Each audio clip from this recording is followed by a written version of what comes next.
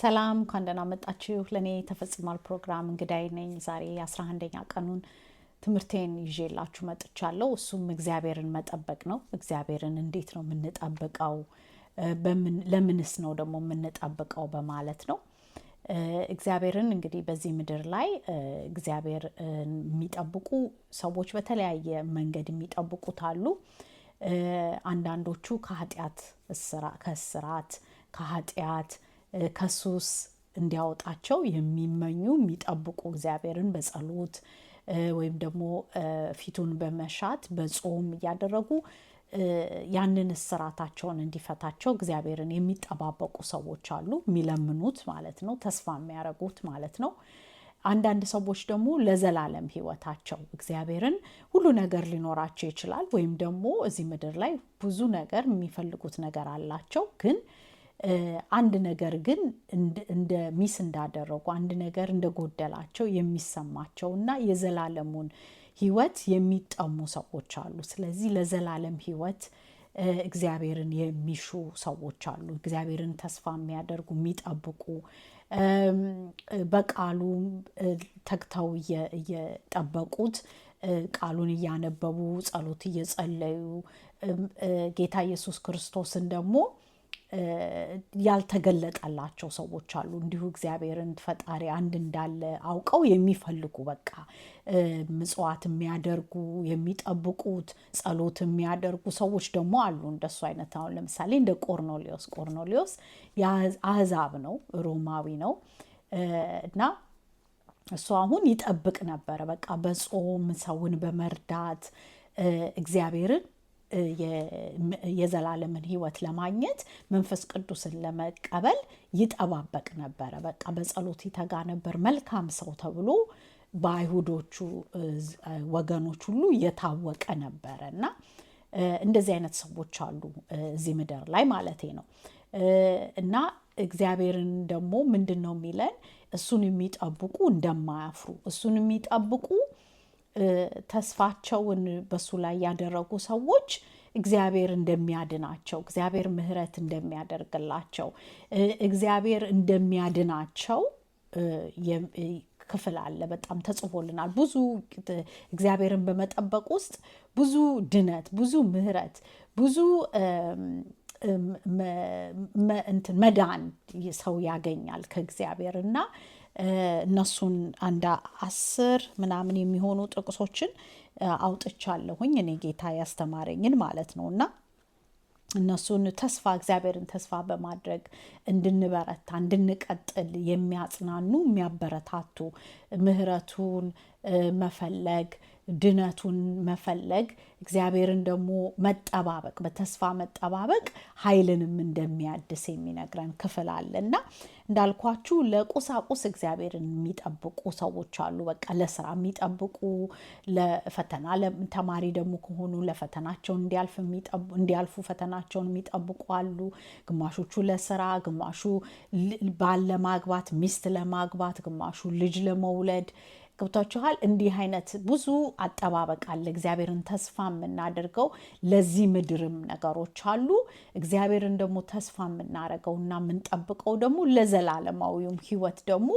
እግዚአብሔርን የምንጠብቀው አለና ያው አጠባበቃችን ግን እግዚአብሔር ይችላል ያደርገዋል ይሰጠኛል ብለን ለምንጠብቅ ሰዎች እንደማናፈር እግዚአብሔርን ተስፋ ላደረጉ ሁሉ ኃይላቸው እንኳን ቢጎል እንኳን ኃይላቸውን እግዚአብሔርን ሲጠብቁ እግዚአብሔር እንደሚመጣና ኃይላቸውን እንደሚያበረታቸው ኃይል እንደሚሰጣቸው እንደማያሳፍራቸው ምህረት እንደሚሰጣቸው ያለውን ክፍል ነው የምናነበው ዛሬ መዝሙረ ዳዊት ምዕራፍ 26 በቅንፍ 27 ከቁጥር 14 እንደዚህ ይላል እግዚአብሔርን ተስፋ አድርግ በርታ ልብህም ይጽና እግዚአብሔርን ተስፋ አድርግ ሁለት ቦታ እግዚአብሔርን ተስፋ አድርግ ይላል በርታ ይላል እና እግዚአብሔርን ተስፋ ማድረግ እግዚአብሔርን ተስፋ ማድረግ ማለት እግዚአብሔርን መጠበቅ እግዚአብሔር አምላክ ነው ብሎ እግዚአብሔርን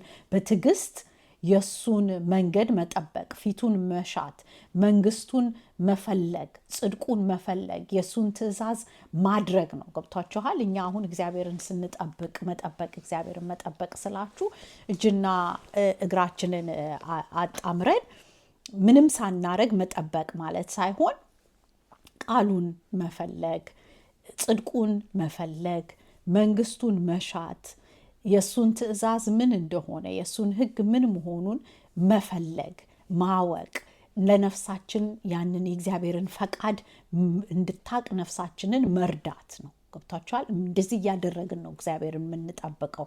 ከዛ ማንኛውም በዛ ውስጥ ስናደርግ እግዚአብሔርን ቃሉን ትእዛዙን እያደረግን ዴይ ቱ ዴይ በጸሎትና በእግዚአብሔር ፊቱን በመፈለግ ጽድቁን በመፈለግ የእግዚአብሔርን ፈቃድ በመፈለግ ስናደርግ እየጠበቅ ነው።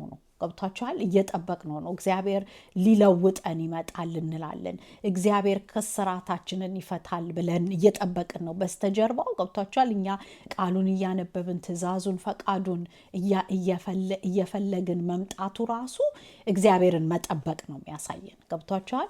እና እግዚአብሔር ከኃጢአታችን እንደሚያወጣልን ነፃ እንደሚያወጣን እግዚአብሔር ልጁን የላከውን ኢየሱስ ክርስቶስን ማመን ራሱ አንድ ትእዛዝ መሆኑን ማወቅ እንጀምራለን ማለት ነው። ቃሉን እያነበብን ከዛ የልጁን ቃል ማወቅ እንጀምራለን። ልጁን በማመን ደግሞ እግዚአብሔር የዘላለም ሕይወት መስጠቱን እንደሚፈልግ እናያለን። ገብቷችኋል? ከዛ በኋላ እስራቶቻችን ኃጢአቶቻችን ሁሉ ጌታ ኢየሱስ ክርስቶስንና ቃሉን እያነበብን ስንመጣ መንፈሱ ደግሞ ኃይል ይሰጠናል፣ ጸጋ ይሰጠናልና ያንን እስራታችንን ሁሉ ይፈታልናል። እኛ ሳናቀው እስራቶቻችን ሁሉ ኃጢአታችን ሁሉ እየረገፉ እየጠፉ ይመጣሉ ማለት ነው። እና እግዚአብሔር ጋር እኛ ስንቀርብ እግዚአብሔርም ወደኛ ይቀርባል። ገብቷችኋል? እና እግዚአብሔርን መጠበቅ እግዚአብሔርን ተስፋ ማድረግ ማለት በቃ እግዚአብሔር ያድነኛል፣ እግዚአብሔር ምሕረት ይሰጠኛል። እኔ ትእዛዙን ከጠበቅኩኝ ማዳመጥ ብቻ ሳይሆን ብትወዱኝ ትእዛዜን ብትጠብቁ ያለውን ጌታ አንድ መውደድ ከዛ ትእዛዙን ማድረግ ነው። የእግዚአብሔር አብ ደግሞ ፈቃድ ልጁን አምነን የዘላለም ሕይወት እንድንቀበል ነው። እና እግዚአብሔርን የምንጠብቀው ስላችሁ እግዚአብሔርን ተስፋ የምናደርገው ለአሁኑም ነገር ብቻም ሳይሆን ለዘላለማዊውም ነገር ነው። ልጁን በማመን የዘላለም ሕይወት ይሰጠኛል ብለን እግዚአብሔርን ተስፋ እናደርጋለን። ገብቷችኋል? እና ደህንነታችንን አገኘን ማለት ነው። ምንድነው ፍርዱን ለሲኦል አንዘጋጅም ማለት ነው። ገብቷችኋል? ከሲኦል አመለጥን። ለእግዚአብሔር ፍርድ አንቀርብም። ምክንያቱም እግዚአብሔርን ልጅ ስላመንን ማለት ነው። አንደኛ ልጁን ያላመነ አሁን ተፈርዶበታል ይላል። ስለዚህ የእግዚአብሔርን ፈቃድ ማድረግና የእግዚአብሔርን ትእዛዝ ኢየሱስ ክርስቶስን ማመን ምንድነው? ያ ፍርድ እንዳይመጣብን ያደርገናል። ከዛ እግዚአብሔር ደግሞ ታማኝ ነው። ቃሉ ደግሞ እውነተኛ ነው። እግዚአብሔር እውነት ነው። እግዚአብሔር መንገዱን እንዲህ ነው ብሎ ያለውን የታዘዝነውን ብናደርግኛ ምንድነው? የዘላለም ሕይወት ይሰጠናል። እግዚአብሔር አይዋሽም። ገብታችሁ እንደ ሰው አይደለም፣ አይዋሽም፣ ታማኝ ነው በቃሉ። ስለዚህ ሰጣችኋለሁ፣ የዘላለም ሕይወት ሰጣችኋለሁ ያለንን ነገር እንደሚሰጠን ማመን አለብን ማለት ነው። እና በቃሉ ነው ተስፋ የሚኖረን። ራሱ እምነት ራሱ ተስፋን ነው ይዞልን የሚመጣው። ገብታችኋል? የእግዚአብሔርን ልጅ ኢየሱስ ክርስቶስን ወይም እግዚአብሔርን ማመናችን ምንድን ነው መሰላችሁ? አንዱ ጥቅሙ እኛ የዘላለም ሕይወት እናገኛለን ብለን በሱ ላይ ተስፋ ይኖረናል።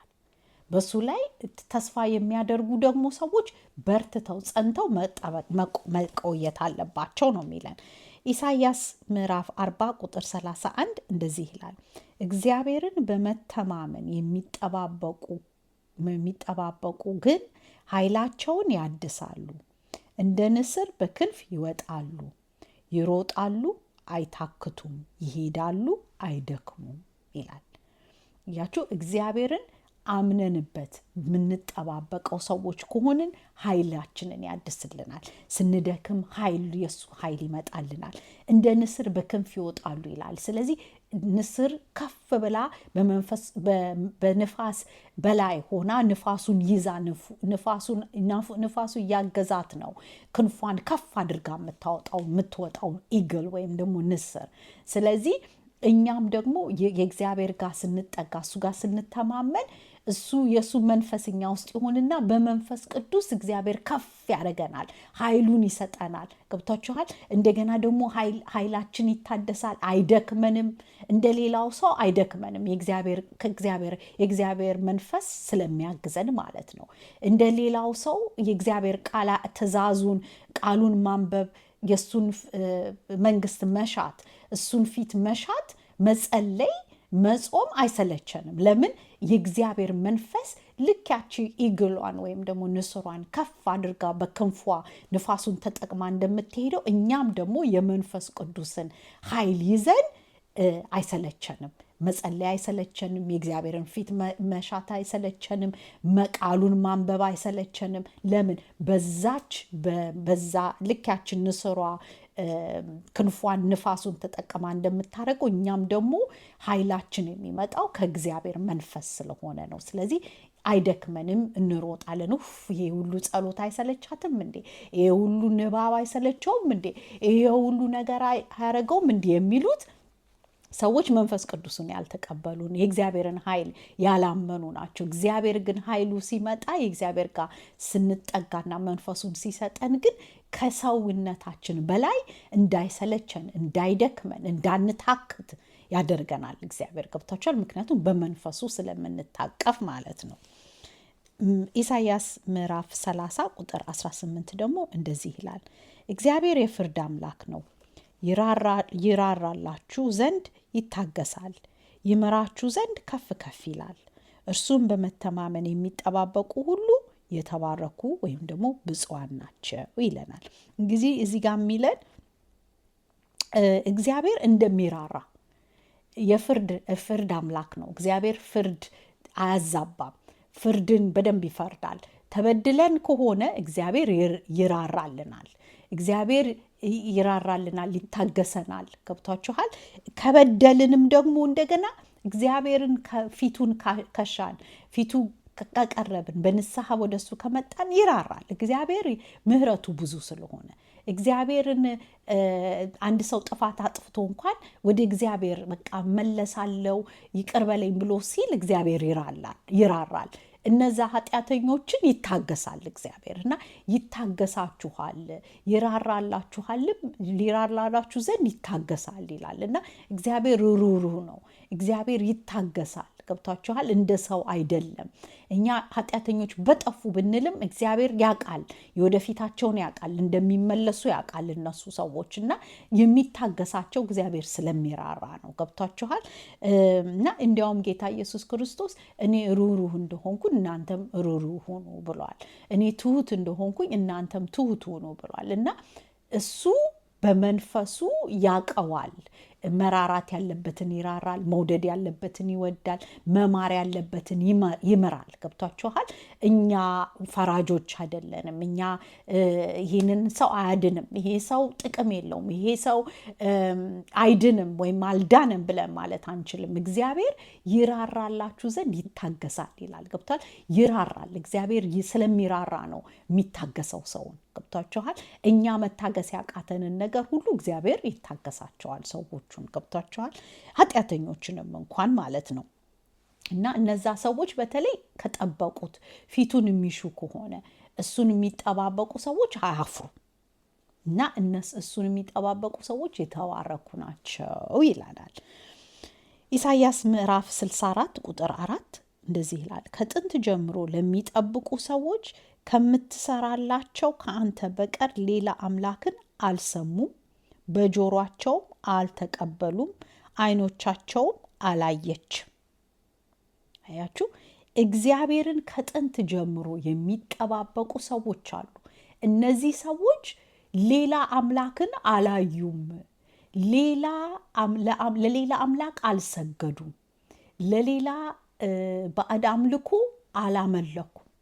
ጆሮአቸውም ክፉ ሌላውን አምልኮ ሌላን አምላክ አያየም፣ ጆሮአቸውም አያዳምጥም፣ አይናቸውም ደግሞ ሌላውን አያይም ነው የሚለው። ገብታችሁ ከጥንት ጀምሮ ይላል። ስለዚህ እግዚአብሔር የነዚህ አይነት ሰዎች ቅሪት አለው፣ የተረፉ አሁንም አሉት። እንዲያውም አንዱ የእግዚአብሔር ቃል ላይ ይነግረናል። እንዲያውም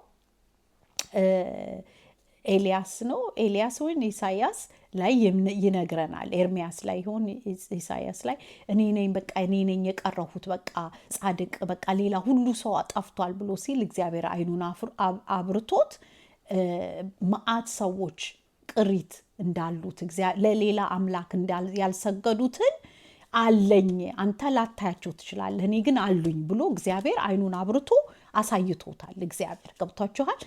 እንደገና ደግሞ በአዲሱ ኪዳንም ላይ ደግሞ ጴጥሮስ ራሱ አሕዛቦች መንፈስ ቅዱስ የሚቀበሉ አልመሰለውም። ቆርኔሌዎስ ጋር ሲላክ እንዴት እኔ እሱ ጋር እሄዳለሁኝ ብሎ ቆርኔሌዎስ ጋር ለመሄድ አልፈለገም ነበረ። ለምን መሰላችሁ?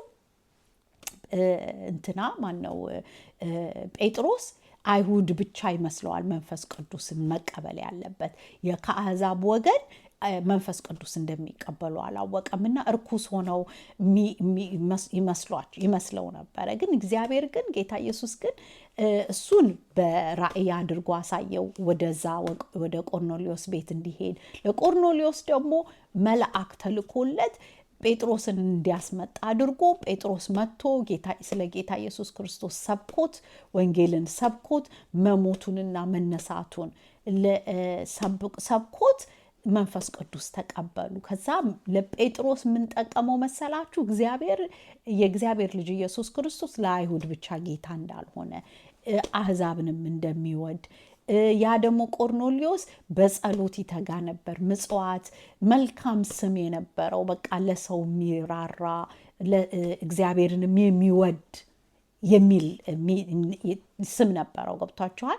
እንደዚህ መልካም ሰው ነበረ እና እንደሱ አይነት አሁን እንደ ቆርኔሌዎስ የሚጠባበቁ ሰዎች እግዚአብሔር ያድናቸዋል። እግዚአብሔር ጆሮአቸውን ሌላ አምላክ እንዳይሰማ ያረጋቸዋል። የሌላን አምላክ ጆሮአቸው ለሌላ አምላክ አይከፈትም።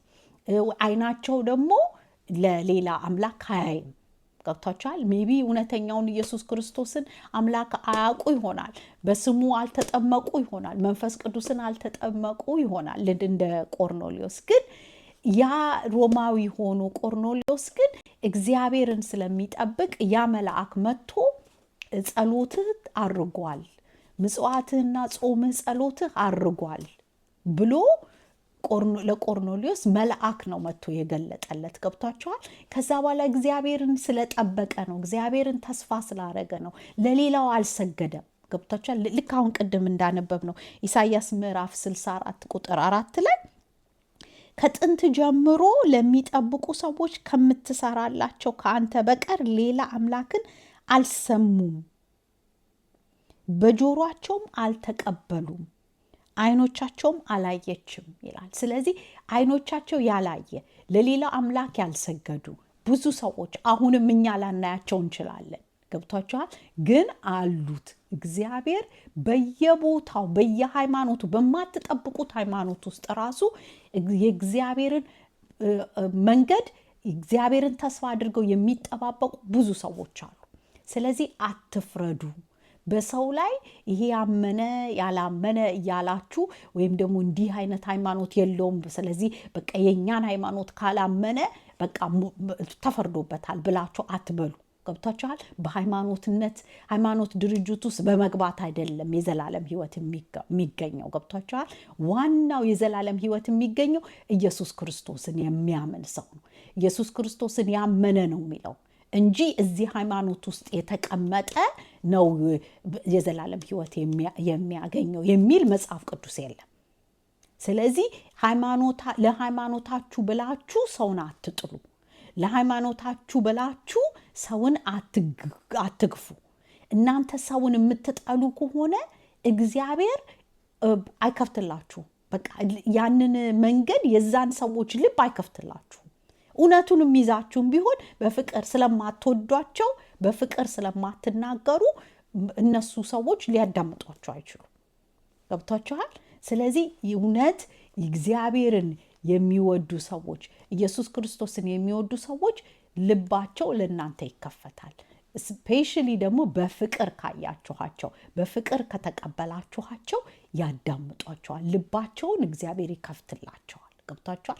እንዲያዳምጧችሁ እንኳን እግዚአብሔር ጆሮአቸውን ካልከፈተ ወደ እናንተ ካላመጣቸው ልባቸውን ካልከፈተ ምንም እናንተ እውነቱን ብትይዙ ፍቅር ስለሌላችሁ አይቀበሏችሁም የሚሏችሁን ገብቷችሁ የምትሉትን ገብቷችኋል? ስለዚህ እውነትን በፍቅር ፍቅር አለ እውነት ባዶ ነው። እውነት አለ ፍቅር ባዶ ነው። ምንም ፍሬ አታፈሩ። ገብቷችኋል? ስለዚህ ሰውን እየወደዳችሁ ነው ልታገለግሉት የምትችሉት እንጂ ሰውን እየጠላችሁ እውነቱን ብትነግሩትም ጠልታችሁታል። ስለዚህ እነሱም ራሳቸው የጠላቸውን ሰው ማዳመጥ አይፈልጉም። ስለዚህ እውነቱን በተለይ የገባችሁ ሰዎች በፍቅር ተናገሩ፣ በፍቅር አስረዱ። ሰው ላይ ለፍርድ አትነሱ። ዋና መናገር ያለባችሁን ቃሉን ብቻ ተናገሩ። የእግዚአብሔርን የገባችሁን ቃል ብቻ እየደጋገማችሁ እሱን ተናገሩ። እሱ ለነሱም ይጠቅማል፣ ለእናንተም ደግሞ ፈራጆች እንዳትሆኑ ያደርጋችኋል። ኃጢአት እንዳትሰሩ ያደርጋችኋል። ስለዚህ እኔ የምለምናችሁ የእውነቱን በፍቅር ፍቅርን ከእውነት ጋር ገብቷችኋል እንጂ እየጠላችሁ የፈለገ እውነትን ብትናገሩ አይገባቸውም ሰዎች። ለዚህ ነው ትእዛዙ ራሱ የእግዚአብሔር ትእዛዝ የሰጠን ኢየሱስ ክርስቶስ የሰጠን ራሱ ትእዛዝ ስለመዋደድ ነው፣ ስለ ፍቅር ነው። እግዚአብሔርን መውደድ፣ ቀጥሎ ደግሞ ሰውን መውደድ፣ እንደ ራሳችን አድርገን ሰውን መውደድ። ስለዚህ ሰውን የማትወዱ ከሆነ እግዚአብሔር እንኳን ቢኖራችሁ ሰውን የማይወድ እግዚአብሔር የለውም ነው የሚለው። የሚያየውን ወንድሙን ሰውን የማይወድ እግዚአብሔርን አያውቀውም ነው የሚለው። ከቶ አያውቀውም ነው የእግዚአብሔር ቃል የሚለው። ስለዚህ በመውደድ እውነቱን በመውደድ ተናገሩ ብዬ አበረታታችኋለሁኝ። አሁን አንድ እንትን ላድርግ እስቲ ደግሞ ሌላ አሁን መዝሙረ ዳዊት ደግሞ ምዕራፍ 129 በቅንፍ 130 ከቁጥር 5 እስከ 8 እንዲህ ይላል። አቤቱ ስለ ስምህ ተስፋ አደረግሁ፣ ነፍሴ በሕግህ ወይ በቃልህ ታገሰች። ከማለዳው ሰዓት ጀምሮ እስከ ሌሊት ነፍሴ በእግዚአብሔር ታመነች። ከእግዚአብሔር ዘንድ ምሕረት በእርሱም ዘንድ ብዙ ማዳን ነውና። እስራኤል በእግዚአብሔር ይታመን፣ እርሱም እስራኤልን ከኃጢአቱ ሁሉ ያድነዋል። እግዚአብሔር ይመስገን ለቃሉ። እያችሁ ተስፋ የሚያደርግ በስሙ እግዚአብሔርን ተስፋ የሚያደርግ ሰው ምሕረቱ ይመጣለታል፣ ማዳን ይመጣለታል። ይህ ሁሉ ማዳንም ምሕረትም ከእግዚአብሔር ዘንድ ነውና ይላል። ገብቷችኋል? ስለዚህ ተስፋችሁን አትጡ። ያመናችሁ በእምነታችሁ በርትታችሁ ጸንታችሁ ቁሙ፣ በርቱ ነው የሚለን። ያላመነ ሰው ደግሞ እግዚአብሔርን ደግሞ ገና ጽድቁ ያልገባው የእግዚአብሔር መንግስት ያልገባው የኢየሱስ ክርስቶስ ያልገባው በኢየሱስ ክርስቶስ ያላመነ ደግሞ ተስፋውን እግዚአብሔር ላይ አድርጎ መንገዱንና ትእዛዙን እየጠበቀ በጸሎት እንደ ቆርኔሌዎስ እየተጋ እግዚአብሔርን ፊት ሚሻ ከሆነ መጀመሪያ አስቀድማችሁ የእግዚአብሔርን መንግስትና ጽድቁን ፈልጉ የሚለውን ቃል ይዞ እሱን በቃ ጽድቁ ማን ነው? ጽድቁ የእግዚአብሔር ጽድቅ ማለት ምንድን ነው? የእግዚአብሔር መንግስት ማለት ምንድን ነው ብሎ ሲፈልግ እግዚአብሔር ምሕረቱን እንደሚሰጥ ነው ዛሬ የተማርነው። እግዚአብሔር ማዳኑን እንደሚያመጣ ነው የተማርነው። እና ተስፋችሁን በእግዚአብሔር ላይ አድርጉ። ሁሌ እግዚአብሔር ያድነኛል፣ የእግዚአብሔር ምሕረት ብዙ ነው፣ እግዚአብሔር ከዚህ ካለሁበት እስራት ይፈታኛል፣ እግዚአብሔር የዘላለም ሕይወት ይሰጠኛል ልጁን በማመን። ስለዚህ ማላምን ከሆነ ደግሞ እምነቴን እርዳው፣ በእምነት በቃልህ እንዳምን እርዳኝ፣ ቃልህን አስተምረኝ፣ መንገድህን እየፈለኩ ነው፣ ፊትህን እየፈለኩ ነው ብላችሁ ተስፋችሁን እሱ ላይ ብታደርጉ እግዚአብሔር የሚታይ አምላክ ነው። እግዚአብሔር የሚምር አምላክ ነው። እግዚአብሔር ማዳን የሚችል አምላክ ነውና ተስፋችሁን እግዚአብሔር ላይ አድርጉ ልላችሁ ነው። ሌላው ሌሎችም አሉኝ እሱን ደግሞ ዛሬ ቪዲዮ እንዳይበዛ እዚህ ላይ ላቁምና ነገ ደግሞ በእግዚአብሔር ጸጋ እቀጥላለሁኝ። እሺ መልካም ምሽት ይሁንላችሁ። ደህና ሁኑ ባይ